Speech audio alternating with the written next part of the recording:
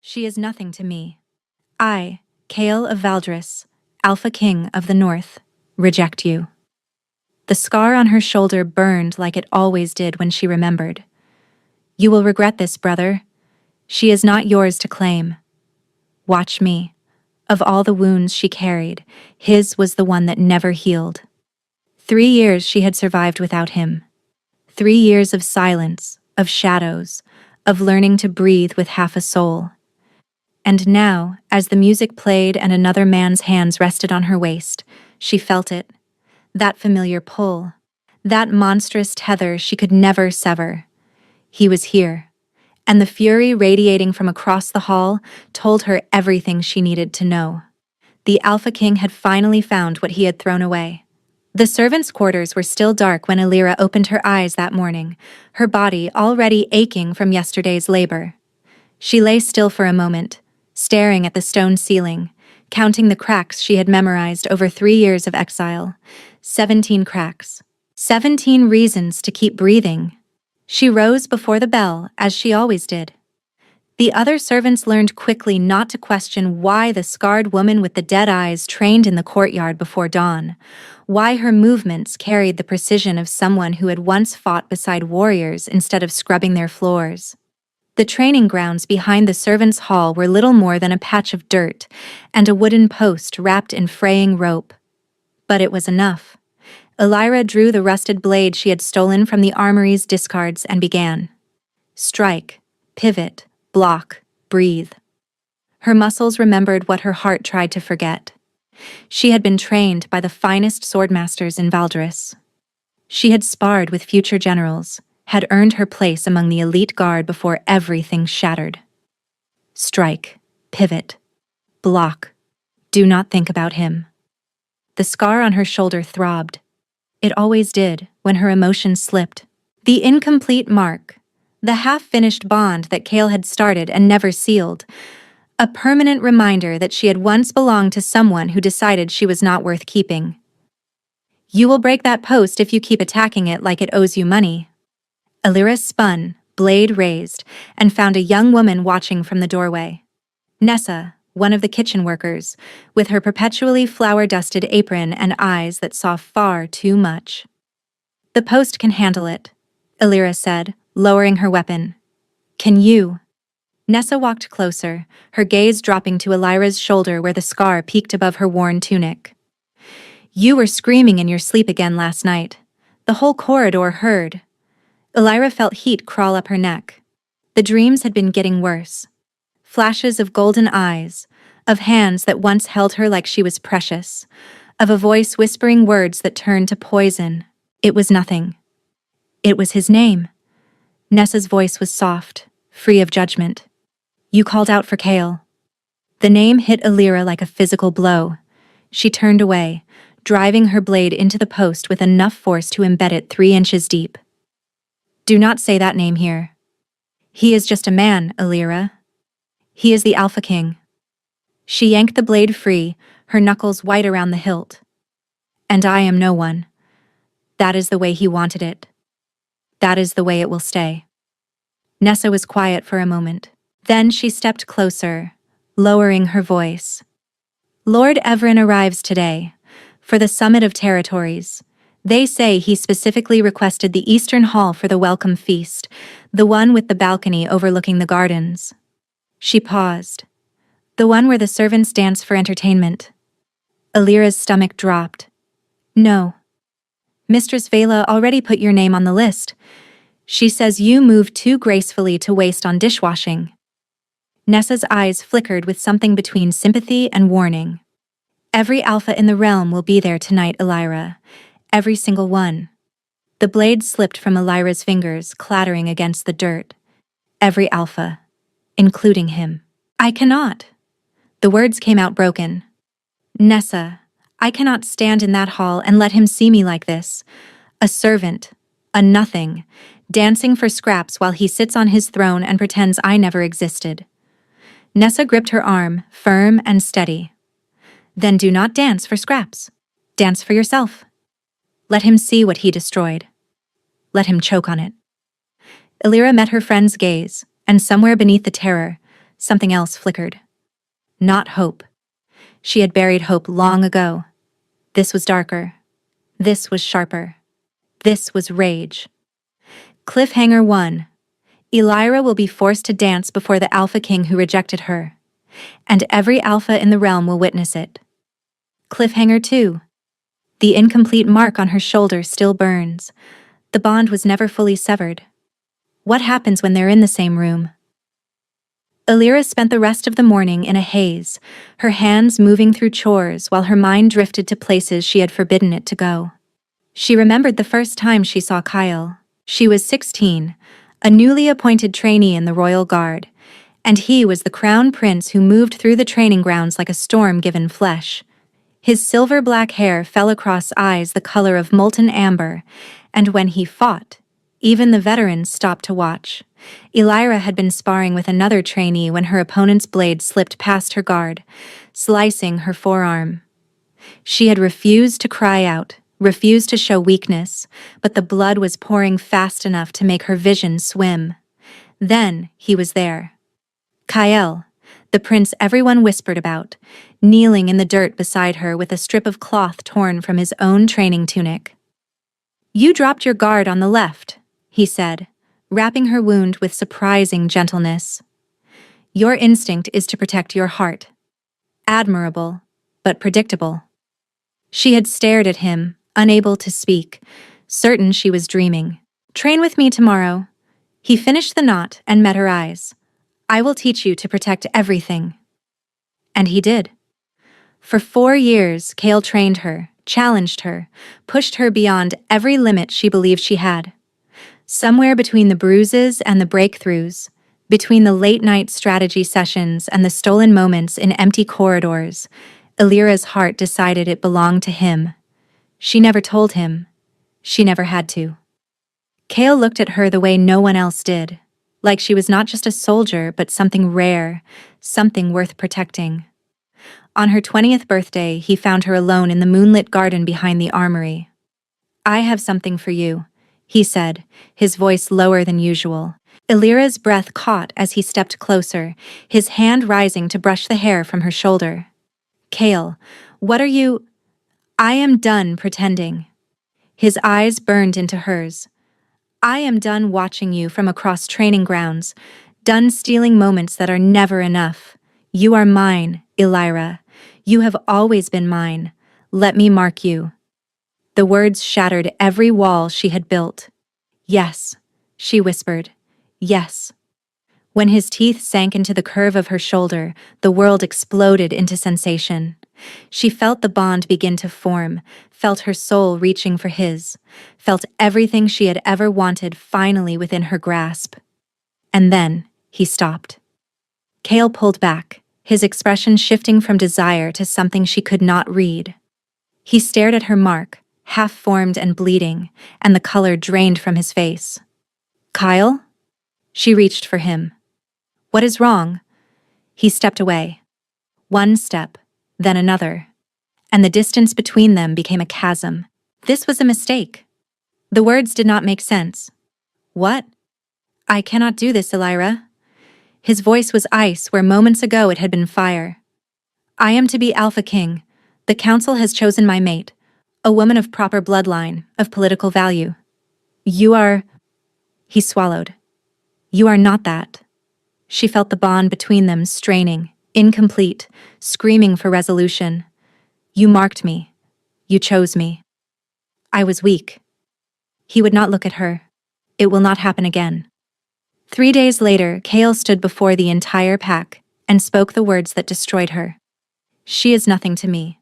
I, Kale of Valdris, Alpha King of the North, reject you. Elyra of no house, no bloodline, no worth. You are cast out from this pack.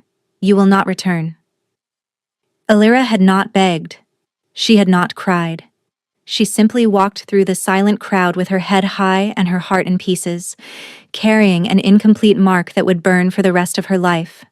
That was 3 years ago. Now she stood in the servants' quarters of a foreign territory, preparing to dance for the man who had thrown her away. And somewhere deep inside her chest, the broken bond pulsed with a warning she could not ignore. He was close, and he was coming closer. Cliffhanger 3. The incomplete mark is reacting. Chaol is approaching. Cliffhanger 4. Why did Chaol truly stop the marking? What did he see that made him pull away? The Great Hall of Corinth was a masterpiece of ancient architecture, its vaulted ceilings carved with the histories of wolfkind, its walls lined with banners representing every territory in the realm. Torches burned in iron sconces, casting dancing shadows across the marble floor where the summit's welcome feast was about to begin. Elira stood in the corridor with the other servants chosen to perform, her hands trembling despite every effort to still them.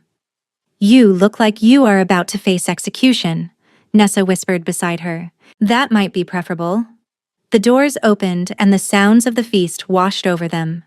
Music, laughter, the clink of goblets, and the low rumble of powerful voices. Elira caught fragments of conversation as she was ushered inside. Valdris sent their full delegation. The Alpha King himself, can you believe? They say he still has not taken a mate, even after rejecting the Council's choice. Elira's heart stuttered. He rejected the Council's choice, the woman he had thrown her away for? She had no time to process this before a warm hand caught her elbow. "You must be the one Mistress Vela spoke of." Elira turned and found herself face to face with a man whose presence radiated calm authority. His hair was the color of burnished copper, his eyes a deep forest green, and his smile carried a warmth that seemed entirely out of place among the cold politics of the summit. "Lord Evren," she breathed, dropping into a hasty bow. "Please." He raised her gently. "No bowing. I despise formality." His eyes swept over her face with an interest that made her pulse quicken. "Vela said you were graceful, but she failed to mention you were also beautiful." Heat flooded Elira's cheeks. "My lord, I am just a servant. You are a woman who moves like she was trained to fight wars." Evren tilted his head, studying her. "That is far more interesting than any title." He extended his hand. "Dance with me, not as entertainment, as my guest." Elira stared at his offered palm, her mind racing. This was the Alpha of Corinth, one of the most powerful territories in the realm, asking her to dance as an equal. I cannot." "You can." Evren stepped closer, his voice dropping. "I saw you in the courtyard this morning, training before dawn. I saw the fire in you that everyone else seems determined to ignore. One dance, Elira. Let them see what you truly are." How did he know her name? How long had he been watching? Before she could answer, the incomplete mark on her shoulder erupted with searing heat. Elira gasped, her hand flying to the scar. Evren's brow furrowed with concern, but she barely registered it. Because across the crowded hall, through the sea of bodies and banners and flickering torchlight, she felt him. Her eyes found Chaol without conscious thought. The Alpha King of Valdris stood frozen at the entrance of the Great Hall, his amber gaze locked onto her with an intensity that stopped her breath. He looked exactly as she remembered, and nothing like she remembered. Harder, colder. His jaw carved from granite, his eyes blazing with something between shock and fury. And then those eyes shifted to Evren's hand, still extended toward her. Elira watched the Alpha King's expression darken into something terrifying.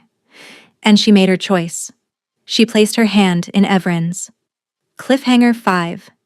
Elira has chosen to dance with Evren, right in front of Chaol. Cliffhanger 6. Chaol's fury is rising. The pack will feel it. What will he do? Cliffhanger 7. Evren has been watching her. Why? What does he want? The music shifted as Elira stepped into Evren's arms. A slower melody, intimate and deliberate, the kind that forced bodies close and made whispers possible. She could feel Chaol's gaze like a brand on her skin. The incomplete mark throbbed in rhythm with her heartbeat, a traitor pulse that screamed his name with every beat. "You are trembling," Evren murmured, his hand steady on her waist. "Is it fear or anticipation?" "Neither."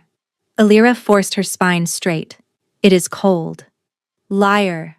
But he smiled when he said it, warm and knowing. The Alpha King has not stopped staring since you took my hand. Should I be concerned for my safety? You should be concerned for your judgment. Illyra met his eyes. Dancing with a disgraced servant will not win you allies at this summit. I am not here for allies. Evren guided her through a turn, positioning them so her back faced Kael, a deliberate shield. I am here for something far more valuable. Before Illyra could ask what he meant, a new voice sliced through the music. Lord Ivren, how generous of you to entertain the help. The woman who approached was stunning in the way a blade was stunning, all sharp edges and lethal beauty. Her gown was midnight silk that pooled like shadows at her feet. Her hair, black as raven feathers, cascaded over shoulders left deliberately bare to display the elegant curve of her neck. And on that neck, Illyra saw it, or thought she did. A faint scar in the same position as her own mark. But something about it looked wrong, too precise, too deliberate, as if it had been placed there rather than given. Lady Seraphine. Evren's voice cooled by several degrees. I was not aware you had arrived. I travel with the Valdris delegation now. Seraphine's ice-blue eyes slid to Illyra with barely concealed contempt. The council insisted, despite Kael's objections. They still believe I am the appropriate choice for queen. Her smile sharpened. And councils have a way of getting what they want. So this was her. The woman of proper bloodline. The political choice? The reason Illyra had been thrown away. You seem surprised. Seraphine stepped closer, her smile sharp enough to draw blood. Did you think you were special? That you were the only one Kael ever considered? She laughed, a crystalline sound devoid of warmth. He has a habit of hesitating when the moment requires action. The difference between us, little servant, is that I understand what power requires. And I wait. Illyra's hands curled into fists at her sides. Wait for what? For him to stop running from his throne's demands. Seraphine's gaze flickered toward Kael, and something possessive burned there. The realm needs an heir. The council grows impatient. Eventually Kael will accept what he must. Her eyes returned to Illyra, cold and certain. And it will not be you. That is enough. Evren's voice hardened. Lady Seraphine, you forget yourself. I forget nothing. Seraphine held Illyra's gaze for one more poisonous moment before turning away with practiced grace. Enjoy your dance, servant. It is the closest you will ever get to a throne. She glided back into the crowd, leaving silence in her wake. Illyra realized she had stopped breathing. The mark on her shoulder burned with renewed fury, and across the hall, she could feel Kael's presence like a storm pressing against her skin. Illyra! Evren's hand found hers, grounding her. Look at me. She forced her eyes to his face. Do not let her poison touch you. His voice was low, urgent. Seraphine is a serpent who has spent years coiling around Valdris politics. Whatever history lies between you and Kael, she will use it as a weapon. There is no history. The lie tasted like ash. He made certain of that. Evren studied her for a long moment. Then why does he look at you like a man watching his own heart walk away? Illyra did not answer. She could not. Because at that moment the crowd parted and Kael began walking toward them. His stride was measured, his expression carved from stone, but his eyes burned with 3 years of something she was terrified to name. The Alpha King stopped 5 feet away. Lord Evren. His voice was controlled. Barely. I require a word with your dancing partner. She is not my partner. Evren did not release Illyra's hand. She is my guest, and she did not indicate any desire to speak with you. The temperature in the hall dropped. Illyra felt the shift in the air, the primal tension of 2 apex predators sizing each other up. Illyra. Kael said her name like a command and a prayer tangled together. 5 minutes, that is all I ask. Nessa's voice echoed in her memory. Let him see what he destroyed. Let him choke on it. Illyra lifted her chin. You may have 5 minutes, Alpha King. She pulled her hand from Evren's grasp. After that, I return to my duties. Some of us have work to do. The flicker of pain across Kale's face was almost worth the agony of standing this close to him. Almost. Cliffhanger 8. Kale and Elira are about to speak alone for the first time in 3 years. Cliffhanger 9. Is Seraphine's mark real or fabricated? What is her true game? Cliffhanger 10. Evren clearly wants something from Elira. What is his true motive? The balcony overlooking the gardens was empty save for moonlight and ghosts. Elira stood with her back to the stone railing, arms crossed, every muscle in her body coiled tight. Kale paced before her like a caged predator, his hands flexing at his sides as if he did not know what to do with them. 3 years. 3 years of silence, and now he could not even look at her. "Speak," Elira said flatly. "Your 5 minutes are bleeding away." Kale stopped pacing. His jaw worked, and when he finally met her eyes, the raw emotion there nearly buckled her knees. "You should not be here." Of all the things she expected, that was not it. "Excuse me?" "Corinth. Evren. This summit." Kale stepped closer, his voice dropping. "You do not understand what you have walked into." "I understand perfectly." Elira held her ground despite every instinct screaming to retreat. "I was cast out of Valdris with nothing. I survived however I could. If that means scrubbing floors and dancing for foreign lords, then that is what I do." Evren is not some kind lord offering charity. Kale's eyes blazed. He is a strategist. Everything he does serves a purpose. And what purpose would a disgraced servant serve? Kale's silence was damning.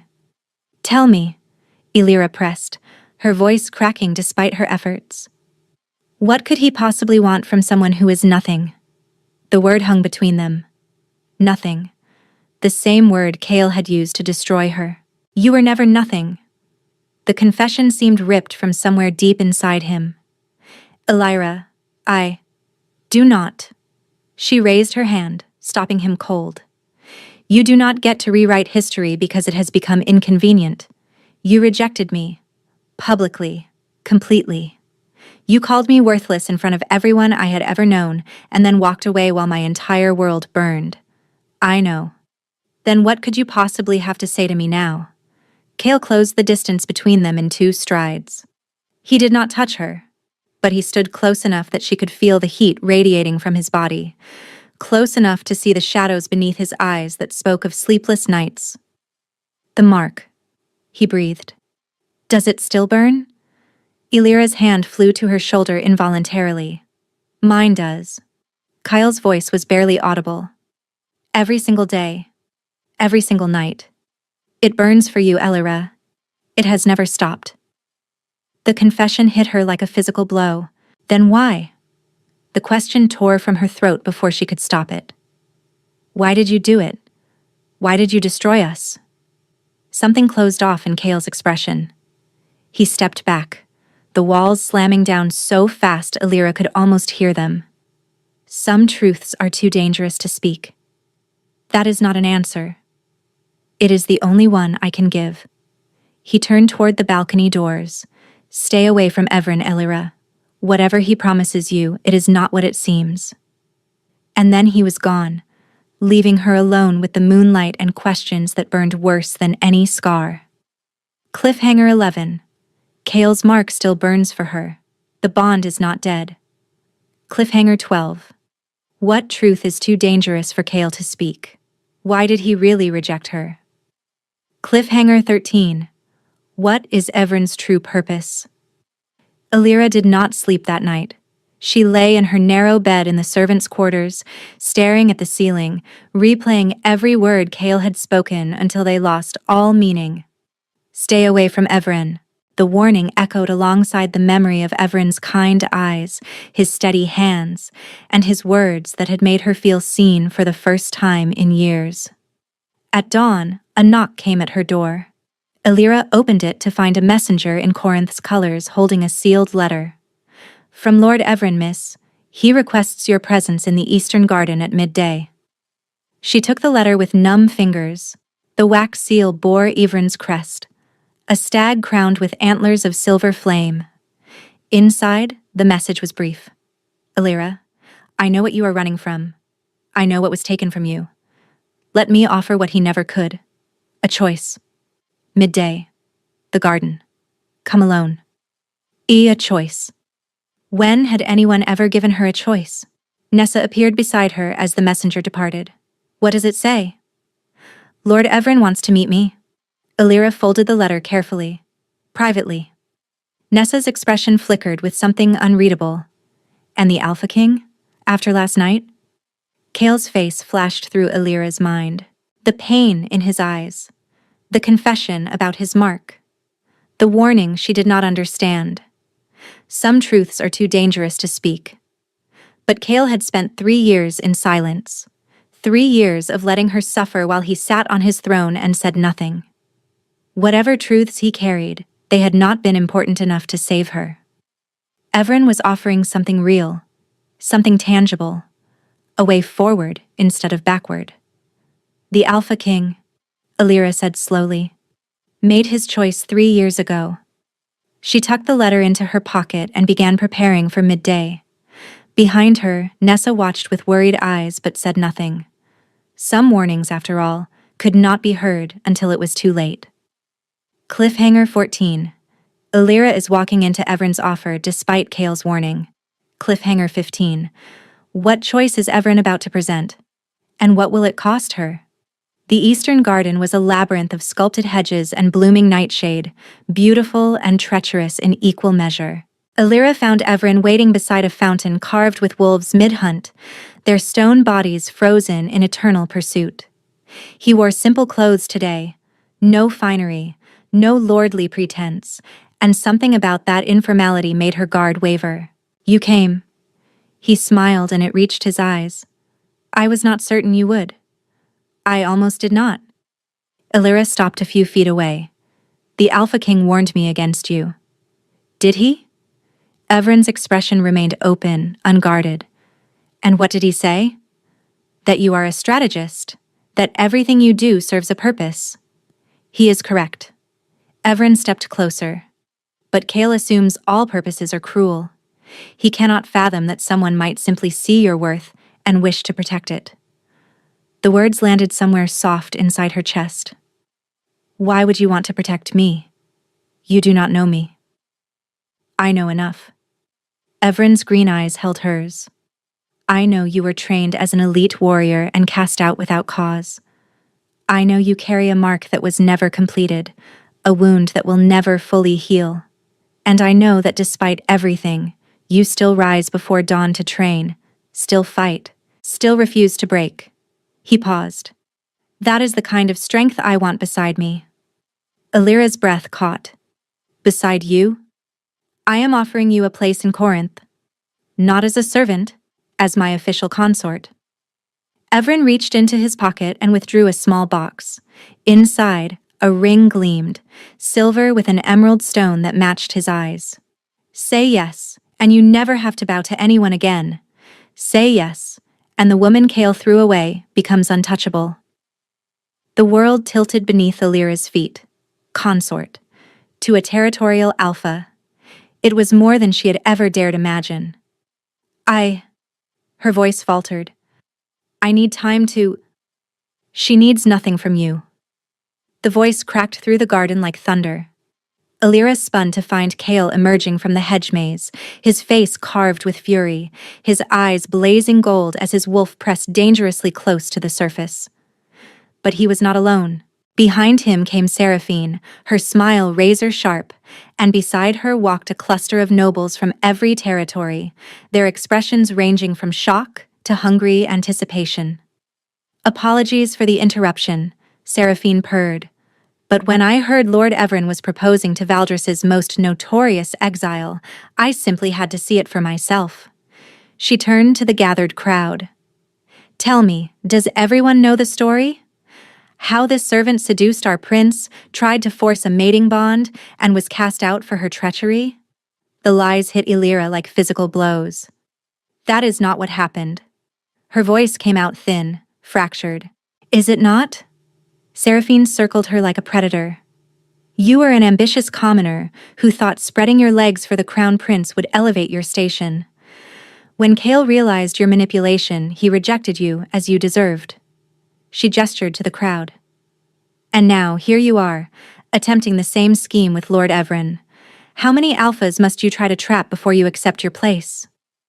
Laughter rippled through the nobles. Whispers spread like wildfire. Always knew she was desperate and shameless. Imagine thinking she could... Elara felt the ground crumbling beneath her. The incomplete mark screamed with pain, with humiliation, with 3 years of agony compressed into a single moment. She looked at Kale, searching for something, anything. He stood frozen, silent. His jaw tight, his fists clenched, but he said nothing. Did nothing. Just like before. Elara, Evren reached for her hand. Do not touch her. Kale's voice finally broke through, low and dangerous. You have no claim here. Evren stepped between Elara and Kale. You rejected her. She is free to choose whoever she wishes. She is mine. The words exploded through the garden with the force of an alpha command. Every wolf present felt it. The primal declaration of possession that made spines straighten and wolves submit. Every wolf except Elara. She stepped around Evren, walked directly to Kyle, and met his blazing eyes with ice in her own. I am not yours, she said, her voice steady despite the tears burning behind her eyes. You made certain of that, and you just stood there again, silent, while she destroyed me. Again. She turned and walked away. This time, she did not look back. Cliffhanger 16. Kale declared Elara as his before the entire summit, but she rejected him publicly. Cliffhanger 17. Seraphine's lies have spread.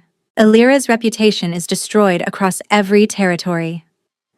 Emotional payoff 1. Elara finally confronts Kale directly for his silence and walks away on her own terms. Elara made it to the servants' quarters before her legs gave out. She collapsed against the wall, sliding to the floor, her entire body shaking with sobs she had held back for 3 years. The incomplete mark burned like someone had pressed a hot iron to her shoulder, and she clawed at it, desperate to tear it from her skin. I hate you, she whispered to the empty room. I hate you. I hate you. I hate you. She did not know if she meant Kale or herself. The door burst open. Elara scrambled to her feet, expecting Nessa, expecting guards, expecting anyone but the man who actually stood there. Kale filled the doorway, chest heaving, eyes wild with something beyond fury. His wolf was so close to the surface that his features seemed to shift, bones pressing against skin, canines extending past human limits. Get out! Elara snarled. No. He stepped inside and closed the door behind him. You will hear me. You will finally hear me. I have heard enough of your silence. Then hear my words. Kyle crossed the room in 3 strides and dropped to his knees before her. The Alpha King of Valdris, on his knees before a servant. Elara stopped breathing. Everything Seraphine said was a lie. Kale rasped. You know this. You live the truth. But I could not defend you without revealing something that would have put you in far greater danger. What are you talking about? Kale's hands trembled as he reached toward her, stopping just short of touching her face. The night I marked you, I saw something. When my teeth broke your skin, when our bond began to form, I saw your wolf. Elara shook her head. I do not have a wolf. I never shifted. That is why I was considered worthless. You have a wolf. Kale's voice cracked. The most powerful wolf I have ever sensed. She was there, Elara, waiting, dormant. And when I touched her through the bond, I understood what you are, what I am. You carry the bloodline of the first pack, the original wolves, the ones who walked with gods before recorded history. Kale's eyes glistened. If the council knew, if any alpha knew, you would become the most hunted woman in the realm. They would cage you, breed you, and use you to create armies of wolves with power beyond imagination. The words refused to arrange themselves into meaning. That is impossible. I wish it were. Cale finally touched her, his hands cupping her face with devastating gentleness. I rejected you to protect you. I cast you out so no one would look twice at a disgraced servant. I destroyed us so you could survive. Elira felt tears streaming down her cheeks. You should have told me. I could not risk it. Could not risk anyone reading it in your eyes, sensing it in your fear. You needed to believe you were nothing so the rest of the world would believe it too. His forehead dropped to hers. But I have watched you every day since. I have sent guards to every place you traveled, paid servants to ensure you were safe, burned myself alive with wanting you while you thought I had forgotten. Cale, I will spend the rest of my existence earning your forgiveness. His voice dropped to a whisper. I will crawl if you need me to. I will bleed if that is what it takes. But I cannot watch another man touch you. I cannot pretend the bond between us does not exist. My wolf has been dying without you, Elira. I have been dying without you. She should push him away. She should demand more answers, more proof, and more time. Instead, she did something she had promised herself she would never do again. She let herself feel hope. The mark, she breathed. You never completed it. I was afraid. The confession seemed to cost him everything. Afraid that finishing the bond would make it impossible to let you go. Afraid I would doom you by keeping you. And now? Cale pulled back enough to meet her eyes. Now I am more afraid of living another day without you than anything the world might do to us. He waited, just as he had not waited 3 years ago, just as he should have waited. He waited now. The choice was hers. Elira looked at this man who had destroyed her and protected her in equal measure, who had carried impossible secrets while she carried impossible pain. What about Seraphine? She asked. She showed me a mark. She said you started to claim her too. Cale's expression hardened. She bears no mark of mine. Whatever scar she showed you was self-inflicted or purchased from a dark practitioner. Seraphine has spent years trying to manufacture a claim she was never given. The revelation settled something in Elira's chest. Another lie exposed. Another manipulation revealed. If you ever lie to me again, she said slowly, if you ever make a choice about my life without telling me, I will put a blade through your heart myself. Something like hope flickered in Cale's amber eyes. Is that a yes? It is a chance. She gripped his tunic, pulling him closer. Do not waste it. When his lips met hers, the incomplete mark erupted with light. Cliffhanger 18. The mark is reacting. The bond is awakening. Cliffhanger 19. Elira carries the bloodline of the first pack. What does that mean for her dormant wolf? Emotional payoff, too. Cale's true reason for the rejection revealed. He was protecting her. Emotional payoff 3. The Alpha King on his knees, begging for a chance. Emotional payoff 4. Seraphine's fake mark exposed as a lie. Emotional payoff 5. Their first real kiss after 3 years of agony. The kiss was fire and healing tangled together. Elira felt the bond between them surge, the incomplete connection straining toward completion, desperate to become whole. Her wolf, the wolf she had never known existed, stirred somewhere deep inside her chest, responding to Cale's presence like a flower turning toward the sun. When they finally broke apart, both were trembling. We cannot stay here, Cale murmured against her lips. Seraphine will have sent people looking. She knows something changed between us. Let her look. Elira. He pulled back, his expression serious despite the hunger still burning in his eyes. She is more dangerous than you realize. Her family has spent generations positioning themselves for the Valdris throne. If she discovers what you truly are, she will not rest until you are destroyed. The mention of Seraphine's name was enough to cool the heat between them. Elira stepped back, her mind beginning to function again. Then what do we do?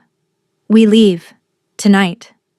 I will take you to the northern fortress, To the place where my mother's line originated. Kale reached for her hand. There are elders there who can help you understand your bloodline, help you awaken your wolf safely. And the summit? Your duties as Alpha King? Mean nothing if I lose you again. The words landed somewhere deep in Elira's chest. She wanted to believe them. Gods.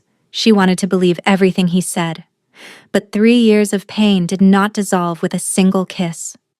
I need time, she said carefully, to process this, to understand what I am, to decide if I can truly trust you again. Pain flickered across Kale's features, but he nodded.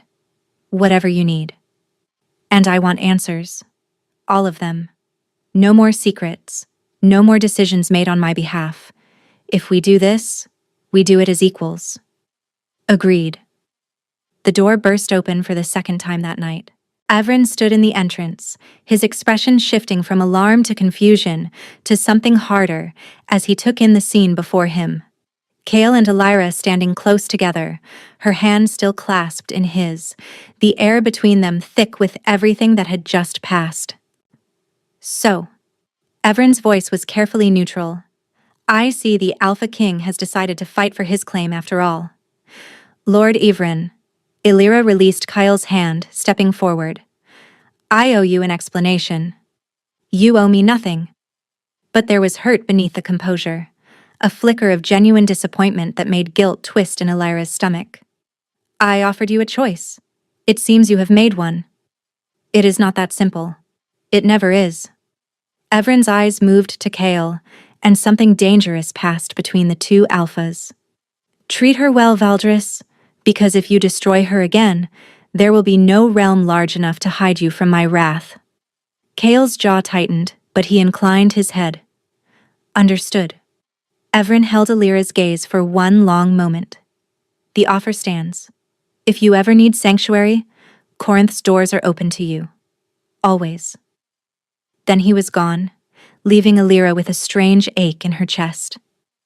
He cares for you, Kale said quietly. He barely knows me. Sometimes that is enough. There was no jealousy in Kale's voice, only a weary acceptance. I cannot blame him. One conversation with you is enough to become captivated. Elira turned to face him. Pretty words. Truth. He reached out, brushing a strand of hair from her face. I have spent 3 years watching you from afar, Elira. 3 years of reports from guards I stationed near wherever you traveled.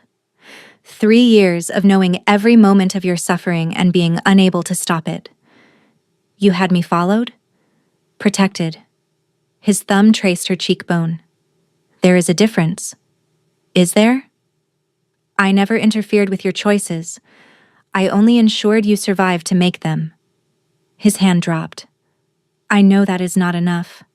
I know I took something from you that I had no right to take, but I cannot regret keeping you alive, even if you hate me for it. Elira studied his face, searching for deception and finding only exhaustion, longing, and a desperate hope that matched the flicker in her own chest. I do not hate you, she admitted. I wanted to. Gods know I tried, but the bond would not let me, and I do not think my heart would have either. Kale's eyes closed briefly. When they opened, they were bright with moisture he was clearly fighting to control. We should go, he said roughly, before Seraphine makes her next move. What about Nessa? I cannot leave without— Your friend will be brought to the northern fortress. Anyone you care about will be protected. Kale extended his hand. Do you trust me enough to take it? Elira looked at his open palm, remembering another moment, another choice, another hand she had refused to take. This time, she reached out. The moment their skin connected, the incomplete mark flared with heat. But it was different now. Not painful, not burning, but warm, welcoming, like coming home. They moved through the castle's servant passages, avoiding the main corridors where Seraphine's spies surely watched. Kale navigated the shadows with the ease of someone who had memorized every escape route, every hidden door, and every forgotten tunnel. You have done this before, Elira observed. I told you I had been watching over you. His hand tightened on hers. That required learning every inch of every place you stayed. That is either romantic or deeply unsettling. Probably both. Despite everything, Illyra felt a smile tug at her lips. Fair enough. They emerged in a stable behind the castle where 2 horses waited, already saddled, attended by a man in nondescript clothing who nodded at Chaol without a word. One of yours? Illyra asked. One of many. Chaol helped her mount. I have people everywhere. It was the only way to keep you safe from a distance. As they rode into the night, Illyra felt the mark on her shoulder pulse with each hoofbeat. The bond was awakening. Her wolf was stirring. And somewhere ahead, answers waited. But so did dangers she could not yet imagine. Behind them, in the great hall of Corinth, Lady Seraphine received word that the Alpha King had fled with the servant girl. Her smile could have frozen the sun. Perfect, she murmured. Let them run. It only makes the hunt more satisfying. She turned to the hooded figure beside her. Send word to the Shadow Council. Tell them we have found what they have been seeking. The bloodline of the first pack is alive. The figure bowed and vanished into the darkness, and the night grew colder. Cliffhanger 20. Seraphine has discovered the truth about Illyra's bloodline and contacted the Shadow Council. Cliffhanger 21. Who is the Shadow Council? What will they do with this information? Cliffhanger 22. The bond is awakening. What will happen when it completes? Emotional payoff. 6. Evren's graceful acceptance, proving he was genuinely kind. Emotional payoff. 7. Chaol's confession about watching over her for 3 years. Emotional payoff. 8. Illyra admits she does not hate him and takes his hand willingly. The northern fortress rose from the mountains like a crown of black stone, ancient and imposing against the star-scattered sky. They had ridden through the night and most of the following day, stopping only to rest the horses. Illyra's body ached with exhaustion, but the mark on her shoulder had not stopped pulsing since they left Corinth, growing warmer with each mile they traveled north. The fortress was built by the first pack, Chaol explained as they approached the gates.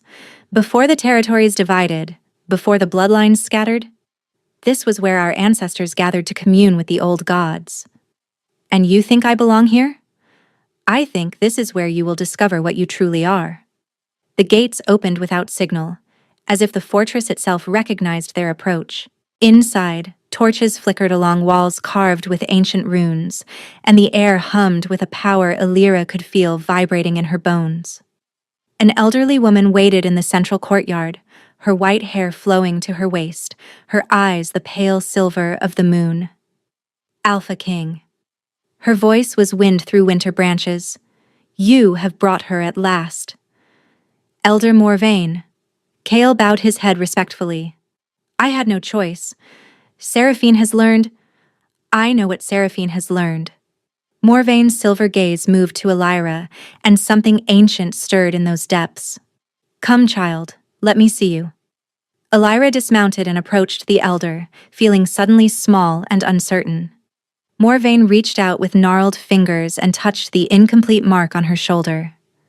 The world exploded.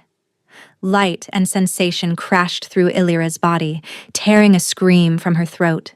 She felt her bones shifting, her skin stretching, her very essence being reshaped by something vast and ancient and utterly beyond her control. Do not fight it.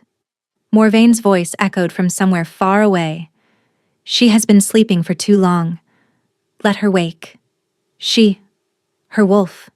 Illyra stopped struggling. She surrendered to the force coursing through her veins, let it carry her past the boundaries of her human form, past the limitations she had accepted all her life. And then she was something else entirely. She opened eyes that saw in spectrums she had never known existed. She breathed in scents that told stories of centuries.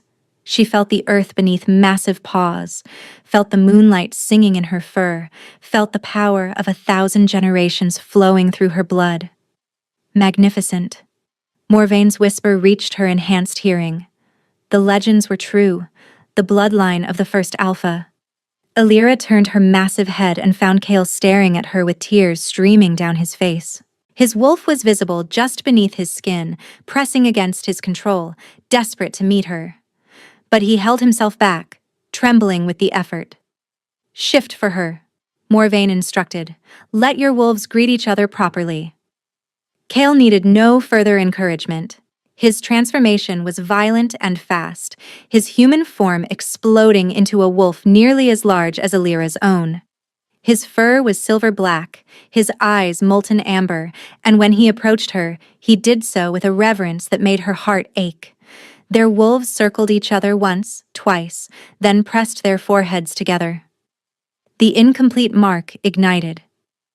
Illyra felt the bond slam into place. The connection that had been straining and reaching and bleeding for 3 years finally made whole. She felt Kale's emotions as if they were her own, his relief, his joy, his overwhelming love, his terror of losing her again.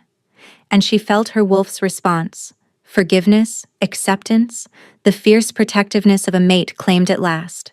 When they shifted back, both naked and gasping on the cold stone of the courtyard, Illyra found herself crying. "I felt you," she whispered. "I felt everything." Kale gathered her into his arms, his own tears falling into her hair. "As I felt you. As I have wanted to feel you for 3 endless years." Morvain draped cloaks over their shoulders with the practiced efficiency of someone who had witnessed many such awakenings. "The bond is complete," she announced. "But you should know what this means. The first Alpha's bloodline carries more than power. It carries responsibility. The ability to command any wolf, the duty to protect all packs, and the burden of those who will seek to use you for their own purposes." Illyra pulled back from Kale's embrace. "The Shadow Council. They have been seeking the bloodline for centuries." Morvain's expression darkened. "And now, thanks to the Seraphine woman, they know it has awakened. They will come for you, child. It is not a matter of if, but when." Kale's arms tightened around Illyra. "Then we will fight. You will need more than willingness to fight." Morvain looked at Illyra with something between hope and sorrow. "You will need to embrace everything you are, including the parts that terrify you. Can you do that?" Illyra thought of the servant who had scrubbed floors and swallowed humiliation. She thought of the girl who had loved a prince who threw her away. She thought of the woman who had survived 3 years of exile with nothing but her own determination. "I have survived worse than my own power," she said. "Point me toward the enemy." Morvain smiled, and for the first time it held warmth. "You will do." Cliffhanger 23. The Shadow Council is coming. The battle is not over. Cliffhanger 24. Illyra has the power to command any wolf. How will she use it? Emotional payoff. 9. Illyra's wolf finally awakens after a lifetime of dormancy. Emotional payoff. 10. The bond completes. Kale and Illyra are truly mated at last. Emotional payoff. 11. Illyra embraces her power instead of fearing it. The chambers Morvain provided were ancient and beautiful, carved into the mountain itself, warmed by hot springs that flowed through channels in the stone. Illyra stood before the fire, wrapped in the cloak Morvain had given her, still processing everything that had happened. Her wolf lay quiet in her chest now, not dormant but resting, satisfied in a way that suggested she had finally come home. The door opened behind her. She did not need to turn to know it was Kale. The bond sang with his presence, a constant warmth at the edge of her awareness that she was still learning to navigate. "You should rest," he said softly. "Tomorrow will bring challenges we cannot yet imagine." "And tonight?" Kale moved closer, stopping just behind her. She could feel the heat of him, the barely restrained desire that pulsed through the bond. "Tonight is whatever you need it to be." Illyra turned to face him. In the firelight, he looked younger than his 30 years, the weight of the crown momentarily lifted from his shoulders. "I need to know this is real," she whispered. "That I will not wake tomorrow and find it was all a dream. That you will not change your mind again." "Never." Kale cupped her face in his hands. I changed my mind once to save your life, and it nearly killed us both. I will not make that mistake again. You are my mate, Elaira. My equal. My heart. Whatever comes, we face it together. Together, she echoed, testing the word, finding she liked its weight on her tongue. Together. When he kissed her this time, there was no desperation, no urgency born of fear. Only tenderness, reverence, a promise sealed with lips and breath, and the gentle press of bodies finding their way to each other. They moved to the bed slowly, learning each other with hands that had waited years for this moment. Chaol touched her like she was something sacred, mapping every scar, every curve, every place that made her gasp or sigh. And Elaira discovered that her wolf had opinions about intimacy, that the bond amplified every sensation until she could not tell where her pleasure ended and Chaol's began. When they finally joined, the world narrowed to just the two of them. The firelight painted their bodies gold and shadow. The connection between them hummed like music. And somewhere deep in the mountain, the ancient runes carved by the first pack began to glow. Afterward, they lay tangled together, sweat cooling on their skin, hearts beating in synchronized rhythm. I love you, Chaol murmured into her hair. I have loved you since you stood up from that training ground dirt with fire in your eyes. I loved you when I rejected you. I loved you every day of our separation. And I will love you until the last star burns out of the sky.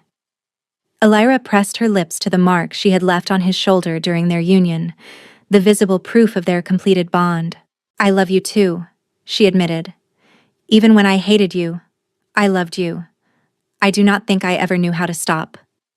Chaol pulled her closer, and for the first time in 3 years, Elaira slept without nightmares. Outside, the moon rose full and bright, and the wolves of the northern fortress howled in celebration. Their alpha had finally found his queen. Emotional payoff 12, mutual declarations of love, healing 3 years of pain. Emotional payoff 13, the bond fully sealed through physical and emotional union.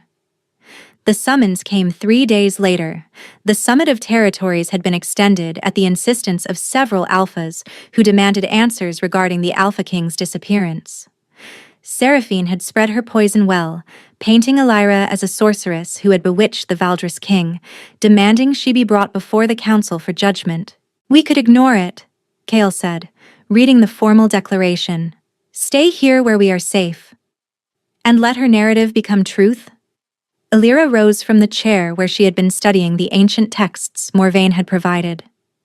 No, I am done hiding. I am done letting others define who I am. Chaol studied her for a long moment, then smiled. Have I mentioned that I love you? Once or twice. You can say it again if you like. Later. He pulled her close for a kiss that promised much more than words. First, we have a council to destroy. They arrived at Corinth's great hall as the sun reached its zenith, flooding through the windows to illuminate the assembled alphas and nobles. Every head turned as Chaol and Elaira entered together. She wore the colors of Valdris now, black and silver, with the queen's circlet resting on her brow. The completed mark on her shoulder was visible, deliberate, a declaration that required no words. Seraphine's face contorted with fury. You dare show your face here? She rose from her seat, pointing at Elaira. This woman is a fraud, a manipulator who carries the bloodline of the first pack. The voice belonged to Elder Morvain, who emerged from behind Chaol and Elaira with the calm authority of someone who had seen empires rise and fall. The hall erupted in murmurs. Impossible, Lord Varen of the Eastern Territories sputtered. That bloodline died out centuries ago. It survived. Morvain walked to the center of the hall. Hidden, dormant, waiting for the right moment to awaken. And it has awakened in this woman, your king's true mate. Prove it, Seraphine hissed. Morvain looked at Elaira. Child, show them. Elaira stepped forward. She felt her wolf rise within her, eager and proud, ready to be seen at last. The transformation was instantaneous. One moment she was a woman in silk and silver. The next, She was a wolf of pure midnight, larger than any in living memory, her eyes blazing with ancient power. And then she did something no wolf had done in 1,000 years. She spoke, not with words, but with will. A command that resonated through the bond every wolf shared, an authority that could not be denied. Kneel. Every alpha in the hall dropped to their knees. Not by choice, not by courtesy, but by compulsion. The power of the first alpha, the original command, the authority from which all pack bonds derived. Seraphine fought it. Her body trembled, her teeth gritted, sweat beading on her porcelain skin. But even she could not resist. She knelt. Illyra shifted back, standing tall in the center of the hall, surrounded by kneeling wolves. "I am Illyra," she announced, her voice ringing clear. "Maid of Chaol, Queen of Valdris, and heir to the first pack. Anyone who threatens my king, my pack, or my people will answer to me." Her eyes found Seraphine's. "Is that understood?" Silence. Then, one by one, the alphas bowed their heads in submission. Ivrin was the first to speak. "Long live the Queen!" The cries spread through the hall. "Long live the Queen! Long live the Queen!" Chaol moved to stand beside Illyra, taking her hand, his pride radiating through the bond. And in the back of the hall, Seraphine remained kneeling, her schemes in ruins, her power shattered by the very woman she had tried to destroy. Their eyes met across the crowd. Illyra smiled. Victory had never tasted so sweet. Final emotional payoff, complete vindication. The servant becomes the queen. Every enemy kneels. The woman they mocked becomes the most powerful wolf in the realm.